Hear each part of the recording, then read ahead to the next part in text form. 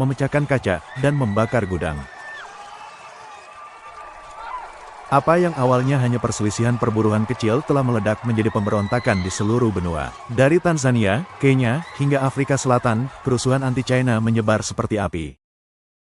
Selama 2 dekade, Beijing mengalirkan miliaran dolar ke Afrika. Jalan, rel kereta api, pelabuhan, bahkan seluruh kawasan industri, semuanya dibangun sebagai imbalan atas minyak, mineral, dan pengaruh strategis.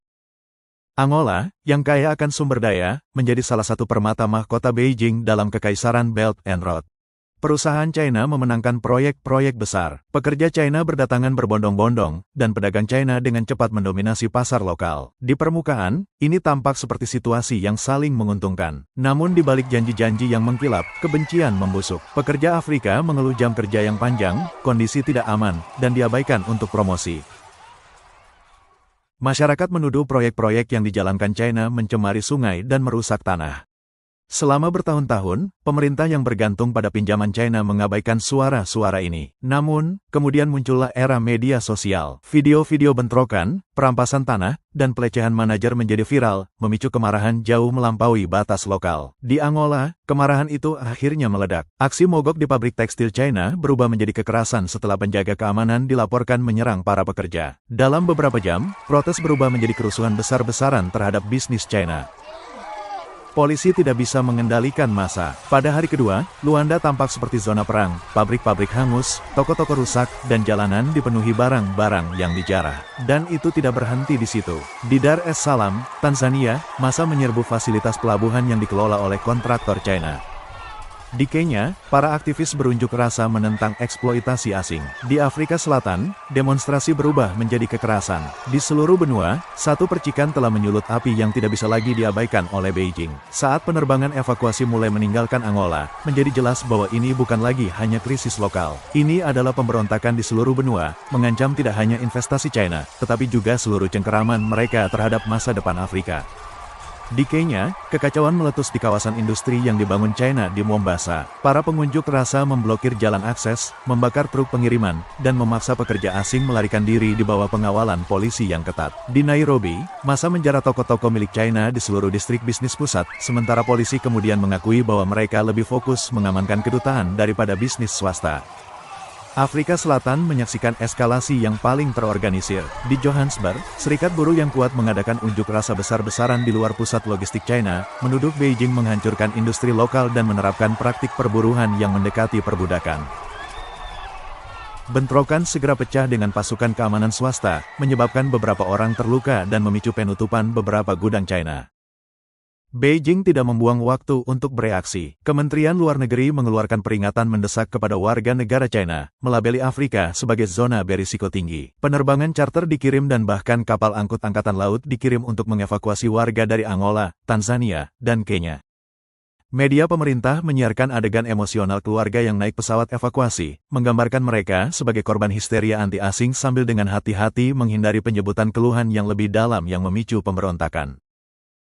Para pemimpin Afrika kini berada di posisi yang sulit. Di satu sisi, publik menuntut diakhirinya apa yang mereka lihat sebagai eksploitasi oleh perusahaan China. Di sisi lain, pemerintah tetap sangat terikat dengan Beijing melalui pinjaman, perdagangan, dan proyek infrastruktur. Pernyataan resmi mengecam kekerasan, tetapi diam-diam mendesak China untuk menyelesaikan perselisihan perburuhan dan pelanggaran lingkungan. Sementara itu, gangguan ekonomi menyebar. Blokade pelabuhan di Kenya dan Tanzania menunda pengiriman makanan dan barang. Sementara operasi pertambangan Angola terhenti karena insinyur China melarikan diri. Investor gelisah, takut kerusuhan bisa melanda pusat-pusat China lainnya di Ethiopia, Nigeria, dan Zambia. Kemarahan ini berakar dari frustrasi bertahun-tahun. Di seluruh Afrika, pekerja di pabrik-pabrik yang dikelola China mengeluhkan upah di bawah standar industri, kondisi tidak aman, dan tidak ada jalur untuk kemajuan karir.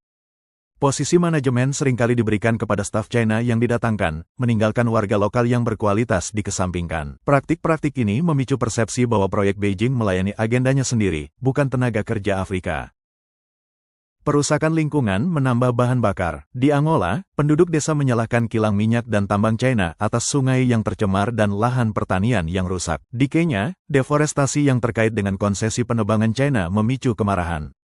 Komunitas nelayan Tanzania mengatakan perluasan pelabuhan China telah merusak mata pencaharian mereka. Dari perairan yang tercemar hingga hutan yang gundul, banyak warga Afrika merasa sumber daya mereka dikuras tanpa imbalan yang adil. Pemerintah yang sangat berutang kepada Beijing jarang campur tangan. Dengan pinjaman China yang membiayai proyek-proyek besar dan perusahaan-perusahaan yang mengendalikan aset-aset penting, para pejabat ragu untuk menantang pelanggaran. Warga melihat keterlibatan ini dan percaya bahwa para pemimpin mereka melindungi Beijing daripada rakyat mereka sendiri. Persepsi pengkhianatan inilah yang telah mendorong banyak orang untuk mengambil keadilan di tangan mereka sendiri, terkadang dengan kekerasan. Dan apa yang dulunya hanya lokal kini menjadi masalah benua. Media sosial menyebarkan pemberontakan ini dengan kecepatan kilat. Gambar-gambar pabrik yang terbakar di Angola langsung menyebar ke Tanzania dan Kenya, menginspirasi protes baru.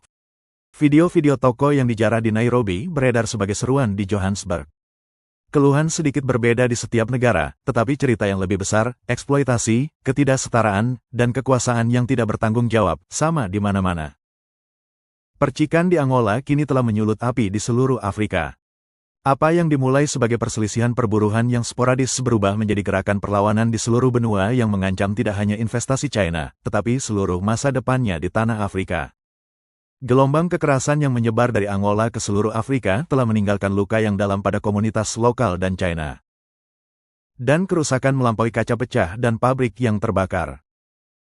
Di ibu kota Angola, Luanda, penutupan mendadak pabrik dan gudang China telah membuat ribuan orang kehilangan pekerjaan. Bagi banyak keluarga, bahkan pekerjaan dengan upah rendah dan sulit ini adalah satu-satunya sumber penghidupan mereka. Kini, seluruh rumah tangga berjuang semalam suntuk. Di pusat-pusat pesisir seperti Dar es Salaam dan Mombasa, pelabuhan dan pusat logistik yang dikelola China telah hening. Kapal-kapal tertunda, makanan dan barang menumpuk, dan pasar lokal sudah melihat harga melonjak. Toko-toko kecil yang bergantung pada rantai pasokan China menghadapi kekurangan yang bisa membuat mereka gulung tikar. Kerugian infrastruktur sama parahnya. Di Tanzania, vandalisme terhadap alat berat China telah membekukan proyek jalan yang penting, membuat komunitas pedesaan terputus dari pasar dan layanan. Alih-alih kemajuan, frustrasi justru tumbuh, memperdalam kondisi yang memicu kerusuhan sejak awal.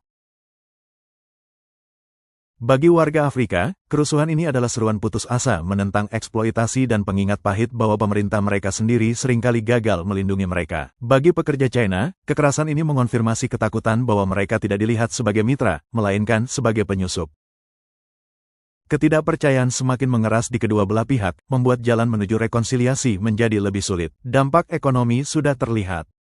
Klaim asuransi melonjak, investor menarik diri.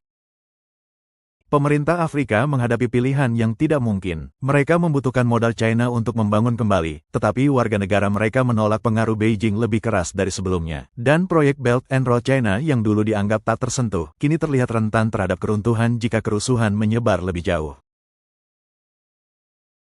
Tetapi mungkin luka yang paling dalam adalah rusaknya kepercayaan antara orang-orang biasa. Di mana dulunya ada perdagangan dan kerjasama sehari-hari, kini ada kecurigaan. Tanpa reformasi nyata, hak-hak buruh yang lebih baik, akuntabilitas lingkungan yang nyata, dan kemitraan yang lebih adil.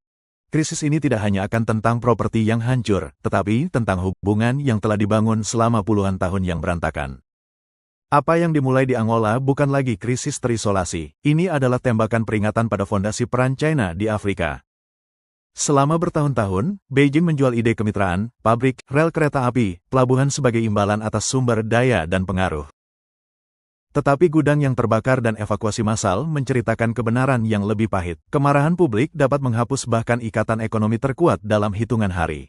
Jika keluhan-keluhan ini tetap tidak dijawab, kerusuhan hari ini bisa berkembang menjadi perlawanan di seluruh benua terhadap model pembangunan Beijing. Media sosial sudah mengubah protes yang sporadis menjadi satu gerakan yang dapat dimobilisasi dalam beberapa jam. Percikan berikutnya di tambang, pelabuhan, atau lokasi konstruksi, bisa menyulut pemberontakan yang lebih besar. Pertanyaannya adalah, apakah Beijing dan pemerintah Afrika akhirnya akan mendengarkan rakyat mereka, atau apakah mereka akan menggandakan dan mengambil risiko keruntuhan hubungan yang tidak dapat diperbaiki? Kerusuhan Angola mungkin adalah awal dari babak baru, di mana Afrika tidak lagi diam-diam menerima persyaratan Beijing. Bagaimana menurut Anda? Apakah kita melihat awal dari Afrika yang menolak China untuk selamanya? Berikan pendapat Anda di kolom komentar. Dan jika ini memberi Anda perspektif baru, berlangganan China Truths dan tekan tombol lonceng agar Anda tidak pernah melewatkan apa yang tidak akan pernah diungkapkan oleh media pemerintah China kepada Anda.